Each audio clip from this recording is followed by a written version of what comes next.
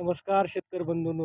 आजचा विषय जसं म्हणल्यासारखं की विष नवीन विषयाची करणार पोलखोल पाहमचं राजकीय बोल. आजच्या भागामध्ये आपण पाहणार आहोत गोड ऊसाची कडू कहाणी. ऊसाचं काय होणार, ऊसाचं काय होणार याच्यासाठी शेतकरी सध्याला प्रतीक्षेत आहे. ऊस पडलं की ऊस हे नगदी असणारं पीक. या ऊसाच्या पिकावर अनेक शेतकरी आपलं भविष्य पाहत आहेत आणि भविष्याचे स्वप्न घेऊन उराशी बाळगून त्या ऊसाला पिकवतात. या जास्तीच्या पावसामध्ये मोठ्या प्रमाणात पाऊस झाल्यामुळे ऊस पीकसुद्धा चांगल्या प्रकारे जोमदार वाढलेलं आहे आणि कसदार आलेलं आहे. ऊसाची कांडी एक एक कांडी जशी वाढत चालली तसे तसे शेतकऱ्याचे स्वप्न बघण्याचं प्रमाणसुद्धा वाढलेलं आहे. परंतु या जास्तीच्या उत्पन्न वाढीच्या स्वप्नामध्ये थोडंसं भावाच्या वाढीमध्ये होणार का नाही याच्यामध्ये शेतकऱ्यांना मोठ्या प्रमाणात आशा होती. परंतु भाव वाढण्याच्या ऐवजी भाव कमी होण्याचं प्रमाण वाढलेलं आहे. त्याच्यामुळं की मोठ्या प्रमाणात शेतकऱ्याचं नुकसान होणार आहे. आज आपण पाहायला चालू व्हायच्या अगोदरच गोल्ड फॅक्टरीने आत्ताच भाव जाहीर केलेला आहे 2400 रुपये. 2400 रुपयात करायचं काय शेतकऱ्यांना?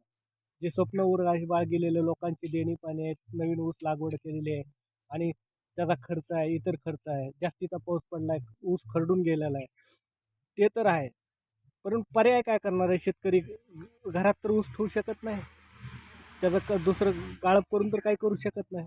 म्हणजेच ही सगळी हुकुमशाही पद्धतीसारखं ग्रामीण भागामध्ये झालेलं आहे आणि हे शेतकऱ्याच्याच मुळाशी प्रत्येक गोष्ट अवलंबून आहे आणि प्रत्येक खाव हा शेतकऱ्याच्याच मुळावर घातला जातो.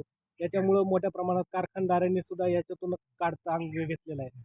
कारण की प्रत्येकाचा ऊस हा कारखान्याला जाईल याची सुद्धा शाश्वती नाही. कारण की मोठ्या प्रमाणात ऊस तोडणीसुद्धा हार्वेस्टरच्या माध्यमातून झाली. हार्वेस्टरच्या माध्यमातून ऊस तोडणी झाल्यामुळे मोठ्या प्रमाणात ते शेतातलं ऊसाचं सुद्धा नुकसान होणार आहे. कारण की ऊस पूर्णपणे पाण्यानं खरडून गेलेला आहे आणि त्याच्यामुळे मुळीसट उपटून ऊसाचं सुद्धा क्षेत्र नुकसान होणार आहे. त्याच्यामुळं सुद्धा मोठ्या प्रमाणात शेतकऱ्याच्या अडचणी वाढणार आहेत. त्यामुळं कारखानदारांना सुद्धा थोडासा विचार केला पाहिजे. शेतकऱ्याच्या जे पिकणारं उत्पन्न आहे त्या उत्पन्नाचं मोबदला तरी शेतकऱ्यांना पदरात पडावं याच्यासाठी हे केलं पाहिजे.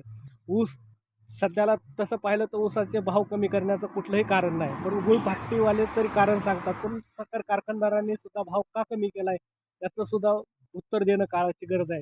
म्हणजे जिथून तिथून येतंय ते शेतकऱ्यावर येऊन टपते आणि शेतकऱ्याच्याच मुळावर हे घाव घातला जातो. त्यामुळं शेतकऱ्यांना थोडंसं कुठंतरी एक चांगल्या भावनेतून बघितलं पाहिजे आणि शेतकऱ्याचे प्रश्न मिटवले पाहिजे. मायबाप सरकार बघा शेतकऱ्याकडे थोडं लक्ष देऊ.